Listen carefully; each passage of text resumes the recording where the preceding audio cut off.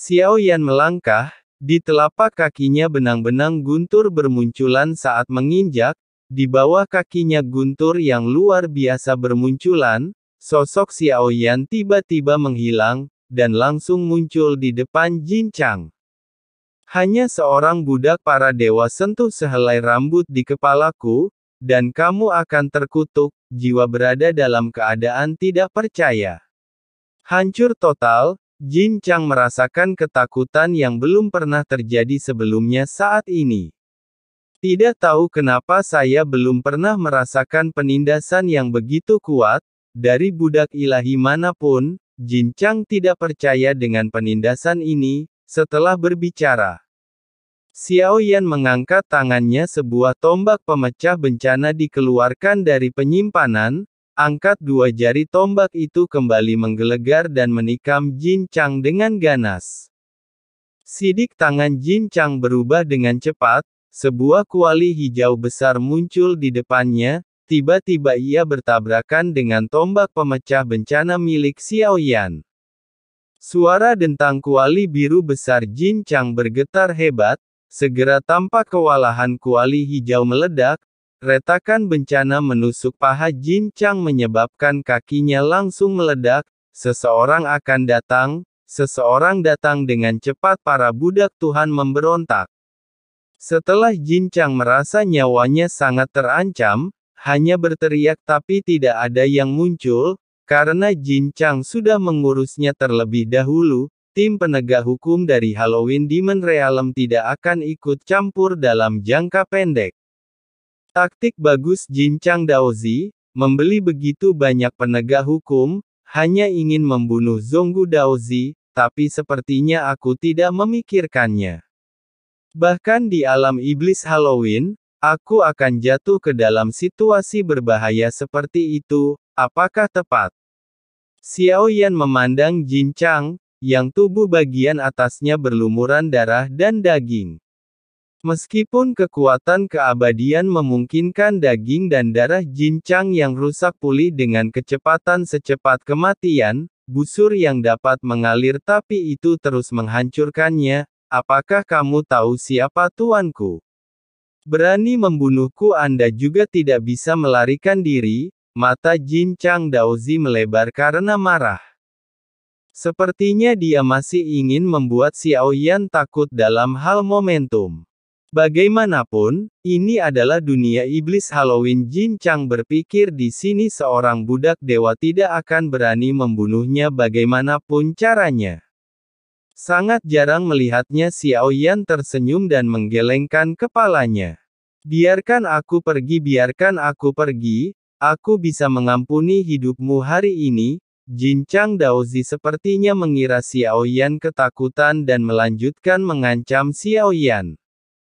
Ketika Xiao Yan mendengar ini, dia mengangkat tangannya dan menamparkan Jin Chang ke udara. Bang, seluruh daging dan darah di tubuh Jin Chang meledak. Batu giok gunung tempat mereka berada meledak pada saat ini.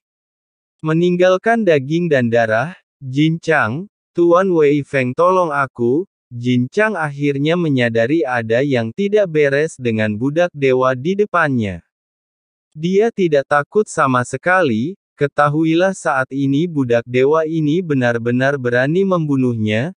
Xiao Yan sedikit mengernyit, saya tidak ingin berurusan dengan Jin Chang. Lagi-lagi pula, membunuh Jin Chang merupakan masalah yang merepotkan. Segera sosok Xiao Yan bergerak mengangkat tangan dan mengepalkan tinju di pinggangnya. Pukulan ini cukup untuk membunuh Jin Chang. Kultivasi Xiao Yan pada Dewa Kaisar Abadi Pertama. Xiao Yan meninju, kedengarannya seperti guntur, ini seperti menghancurkan kehampaan. Tepat ketika tinju Xiao Yan berjarak kurang dari setengah lengan dari Jin Chang, seberkas cahaya jatuh dari langit menutupi sosok Jin Chang dan tinju Xiao Yan juga mengenai dinding cahaya ini. Tapi itu juga membuat seluruh dinding cahaya bergetar secara tiba-tiba. Hamba Tuhan juga berani menggigit tuannya. Sebuah suara segera datang melihat metode serangan Xiao Yan. sepertinya mengingatkan Jin Chang akan kenangan dia telah melihat kekuatan fisik yang mengerikan sebelumnya. Tinju emas bersinar, dia adalah pria bertopeng yang mengalahkan Tian Xun. Itu kamu. Kaulah yang membunuh budak ilahiku. Jin Chang menunjuk ke arah Xiao Yan, seluruh tubuh gemetar. Setelah pertempuran di lapangan budak Dewa Shuro, Jin Chang menjadi topik pembicaraan. Menjadi isu di sepanjang malam, kalau sekedar diskusi Jin Chang tidak akan membiarkannya. Mereka menertawakan Jin Chang, membuat Jin Chang kehilangan akal sehatnya dan ingin membunuh Zhonggu. Apa sebenarnya yang membuat Jin Chang memiliki niat membunuh yang begitu kuat? Itu terjadi setelah pertempuran antara para dewa dan budak. Kekalahannya banyak penjudi di dunia iblis Halloween bangkrut, menghabiskan semua poin kontribusi orang-orang ini, tidak mencari alasan dalam diri mereka sendiri, semuanya berakar pada Jin Chang. Mereka semua mengira Jin Chang lah yang membuat mereka semua bangkrut. Beberapa orang mengira Jin Chang dikalahkan karena kecerobohannya. Kehidupan dan kematian budak ilahi tidaklah penting, biarkan mereka kalah. Kebencian akan menimbulkan kemarahan pada siapapun, meski kebanyakan mengandalkan taruhan. Jin Chang memulainya dari awal. Satu kekalahan sudah cukup untuk merusak reputasi Jin Chang di benak mereka. Di tengah tatapan penuh kebencian yang tak terhitung jumlahnya, Jin Chang tidak pernah merasakan penghinaan seperti itu dari orang lain. Mungkin membunuh Zhonggu pun tidak akan membantu, tapi inilah obsesi Jin Chang. Jin Chang ini membunuh Zhonggu atau biarkan Zhonggu bertarung dengannya lagi di arena budak Dewa Shuro. Jika Jin Chang menang, segala sesuatu di masa lalu akan kembali. Dia masih bisa mengandalkan budak ilahi hasilkan banyak uang. Di pasar budak Dewa Sura, nilai kontribusi yang tidak terpakai. Dengan cara ini, Anda bisa mendapatkan budak dewa yang lebih kuat. Budak dewa berani menggigit tuannya itu harus menjadi abu. Jin Chang mengabaikan lukanya. Sebaliknya, dia berteriak dengan marah pada Xiao Yan. Melihat Jin Chang yang arogan, mata Xiao Yan bersinar dengan niat membunuh. Hal semacam ini kita tidak boleh membiarkan dia terus hidup di dunia ini. Sosok Xiao Yan tiba-tiba berubah menjadi ratusan kaki. Sosok Xiao Yan langsung berubah menjadi ribuan kaki raksasa yang menutupi langit dan matahari. Tinju emas bersinar, sinarnya ke mata semua orang yang belum bereaksi. Tiba-tiba sinar itu benar-benar hancur. Warna kulit Jin Chang berubah drastis, tapi sudah terlambat. Tinju Xiao Yan seperti meteor yang jatuh datang bang. Tubuh fisik Jin Chang sudah terluka parah. Ditambah dengan kekuatan pukulan Xiao Yan saat ini, tidak mungkin dia bisa menanggungnya, tidak. Tuan Wei Feng, selamatkan aku. Akhirnya dengan ledakan yang keras tubuh Jin Chang meledak, berubah menjadi kabut darah. Xiao Yan mengangkat tangannya, jiwa yang ingin melarikan diri dikumpulkan ke dalam bendera penekan jiwa. Kalian para budak Tuhan berani menggigit tuan kalian. Kematian pengadilan, pemilik pancaran cahaya ini akhirnya muncul berdiri di udara. Dia menatap Xiao Yan dengan penuh perhatian. Saat melihat Xiao Yan, Wei Feng sedikit terkejut. Ekspresinya jelas berubah, matanya segera beralih dari Xiao Yan, seolah dia tidak berani menatap langsung ke arah Xiao Yan.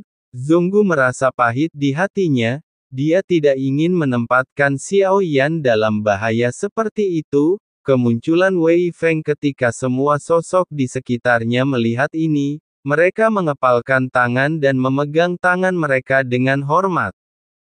Hanya Xiao Yan berubah menjadi bentuk tubuh normal. Sosok ramping berdiri di udara melihat Wei Feng dengan acuh tak acuh. Saya sudah mengetahui hal ini. Jin Chang lah yang mengambil langkah pertama. Tuan Gudaozi memperbaiki semua kerusakan dalam pertempuran di sini. Saya akan menghukum Anda dengan menunggu di balik pintu tertutup. untuk merenungkan kesalahan Anda. Wei Feng berhenti. Dia berteriak dengan ekspresi tegas.